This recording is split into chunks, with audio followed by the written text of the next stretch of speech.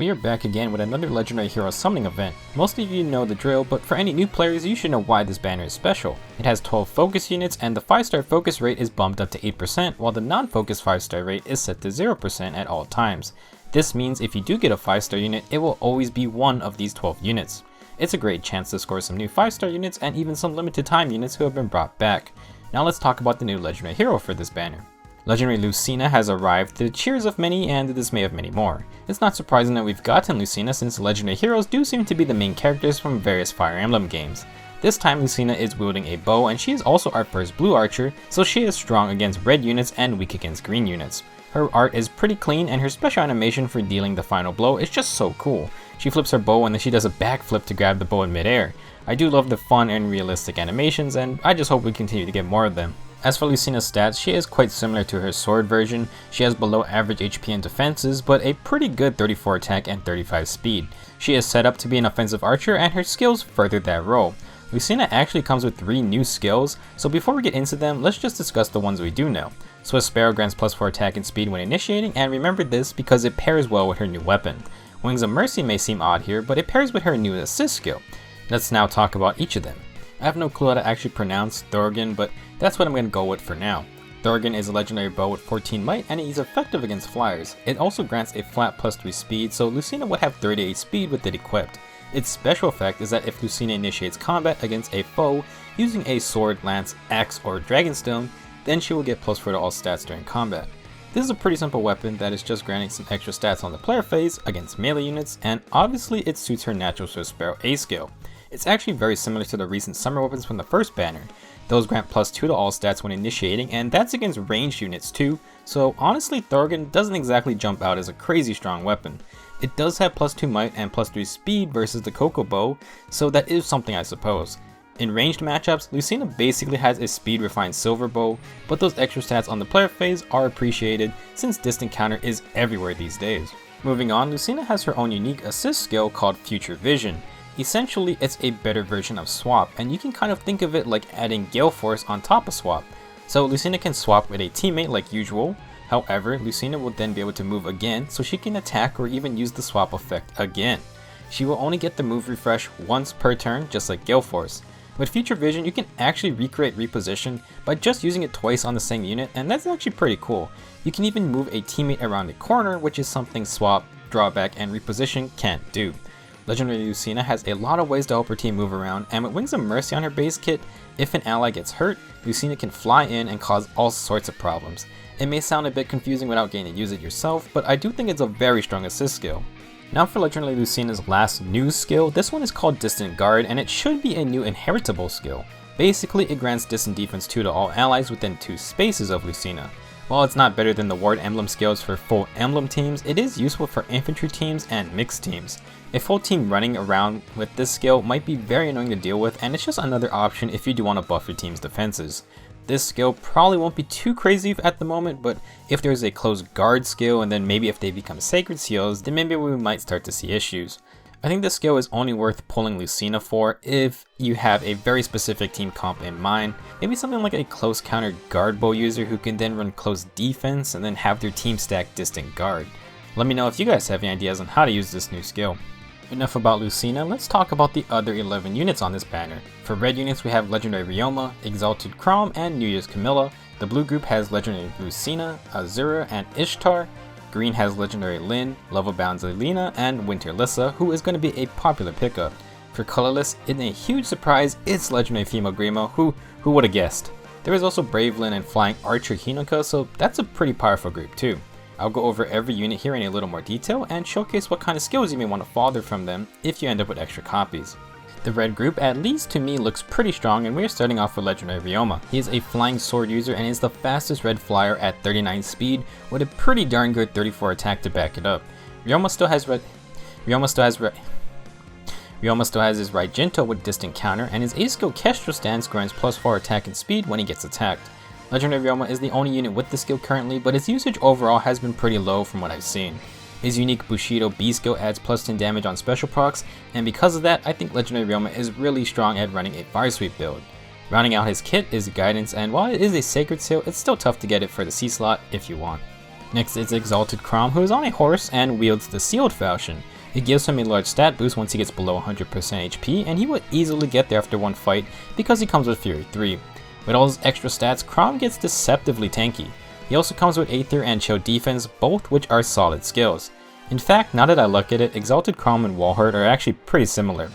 Last, his Sword Valor skill is just a quality of life skill that grants double SP for any sword units that Chrom is on the battlefield with. Our last red unit is New Year's Camilla, who is another flying sword user. She has a very nice stat line with good attack, good speed, and a decent defense stat. You can inherit her Kadomatsu sword, which grants defense and resistance +2 to allies within 2 spaces. This actually pairs nicely with her Ward Flyer skill, and in a Fire Emblem team, this Camilla can provide +6 defense and resistance with just those 2 skills. Her A skill is Speed and Defense Bond, which grants +5 speed and defense when next to an ally. It's a solid defensive skill since extra speed can help prevent more doubles. Maybe some players will want this skill to stack with Shirena's new Fenslayer upgrade, which has the same effect. Overall, all these units are pretty good. Ryoma is more on the offensive side, while Chrom and Camilla can tread between offense and defense depending on the build you give them. For blue units, we've talked about Legendary Lucina already, but if you have some extra ones you don't want, then Swift Sparrow or the new Distinct Guard skill are prime skill inheritance fodder. Azura is a dancer, so her value comes from her supportive abilities versus her combative stats. Azura has a decent 33 speed, and to me speed is important for dancers since they cannot afford to take multiple hits if they have to fight. She really doesn't have any special skills for inheriting, so really Azura is mainly just good to get if you don't already have her. Having more dancers is never a bad thing. The last blue unit is Ishtar, who is a blue mage. Ishtar is quite scary and is a hyper offensive unit thanks to her Mjolnir Tome, which grants special cooldown -1 and it has a Darting Blow 3 effect. Combined with Swift Sparrow, that's an automatic +10 speed when she initiates a fight. Ishtar also has Odd Attack Wave, which is a newer set of skills that can buff the user and adjacent allies by +6 attack. However, it only works on odd numbered turns, so consistency might be an issue. However, if you have Odd Attack Wave active, then for that turn, Ishtar gets +10 attack and speed when initiating a fight, and with her really good 34 attack and 36 speed, she hits extremely hard and she'll most likely double her enemy. Even if you're lucky like me and you get a minus speed Ishtar, she still does a lot of work on the player phase. For our green group, Legendary Lyn is back for her second run. She is our only green archer, so she is unique to have. Swift Mulligear is also okay since it's not too difficult to activate for a +5 attack and speed boost. Laws Sakai on the other hand is kind of lacking to me, especially as a unique skill.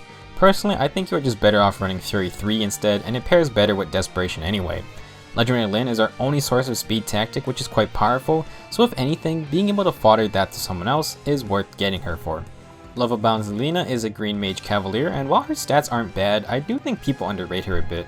Her 35 attack is great, but for her weapon choice, most players are probably just leaning toward a blade tome. In that case, the newer green mage Olwen I think is a better blade tome mage, and she has 5 more speed than this Zelina. I don't think she is that bad, but it largely depends on what kind of build you give her and where she fits on your team. For her skills, HP and attack 2 is rare, although it's probably not a super desired combination. Attack Tactic on the other hand is new and a good skill, but Legault did just get demoted to the 4-star pool with this skill, so pulling full Zelina strictly for Attack Tactic doesn't seem that enticing. As with any of the other winter units, Winter Lissa is definitely a prize unit, a sort of average attack and speed for army units, but she backs it up with a crazy 35 defense and 34 resistance. The Handbill Plus is also really good since it grants +2 to all stats when attacked, which only empowers an army unit like Lissa here. Winter Lissa also has Bold Fighter, and while it is worth pulling for because it is a completely overpowered skill, there is a banner that is supposedly going to have the 3 fighter skills. That means you can just go for Harden, although he might be sharing a color with Effie. Choice is up to you. Overall, Winter Lissa is a great unit to go for, while Legendary Lyn and Lovebound Zelina are just sort of average but not bad units. For Colorless, I feel like at this point I should just copy paste what I've already said for Legendary Female Grima. Hopefully we get another Colorless Legendary hero soon. Anyway, Female Grima is the only colorless dragon, and her Expiration Dragon Breath is a powerful distant counter weapon, of course with the adaptive damage against ranged units. It pairs well with her Dragon Skin A skill, which protects her from arrows, which is good because she is a flying dragon too. She's also the only unit with Res Smoke, and it does pair well with her since she does magic damage anyway. With 35 speed and somewhat average defense and resistance, Female Grima can be difficult to take down. She is definitely a good unit to have. Next is Brave Lyn, who is back again and who is arguably the best archer in the game, mainly due to her great stats and her really strong Sakei's Blessing B skill, which negates distant counter effects except against dragon units. With 35 base speed, an extra +3 speed from Mulligear, and extra +4 speed from Swift Sparrow, Bravelyn is an incredibly oppressive offensive unit, and she is extremely good for PvE content. There is a good reason that new players should probably just pick Bravelyn when they start the game. She's a very good unit to have. Last we have Kenshi riding Archer Hinako, who is also another good unit. As a flying archer, Hinako can use her incredible mobility to pick off units. Her warrior princess bow is also effective against armor units. However, in arena, a lot of armors have insane amounts of defense, so it's still pretty tough for Hinako to punch through their defenses. She is also extremely frail on the physical side, and she can't stop distant counter effects like Bravelyn. Hinako will be pretty darn strong in PvE content, but her arena usage is a bit hampered by the current meta. Now for her skills, she has attack and speed bond, which is pretty good since with flyer formation and flyer guidance, Hinako should always be near her flying allies. She can dish out a lot of damage, but she really needs to be careful when taking hits. Overall, Colorless is pretty darn good with a strong dragon unit and 2 non-infantry archers who are both really good offensive units. That wraps up everything. If you ask me, Colorless and red groups have all solid units with really good skills as well. Blue and green might be hit or miss depending on who you want. This isn't a bad Legendary Hero summoning event, and Legendary Lucina does look fun to use at least. I personally will not be summoning this time, and I want to remind you guys of some upcoming events. So August 2nd marks the 18-month anniversary, and there is a ton of things that's going to be happening. Possibly the new update also comes out around then, and you will have a lot of opportunities to get extra orbs if you do want to summon. During that time, there will be 15 days of rotating daily banners, and if you don't know what I'm talking about, you might want to do some research. There might be a unit you really want, but these banners are only there for one day, so you have to be quick about it. For those who aren't interested, then do remember you can summon on each of those 15 banners for one time free. The next actual banner is a Special Heroes banner, so if you like seasonal units, then this is another one you want to watch out for. Then finally, at the end of August, we are most likely getting the Choose Your Legends 2 banner, since this is when the first one released. I'm saving up for that one, and hopefully we get to pick a free one again. If you do intend to summon, then good luck, and I'll see you guys in the next video.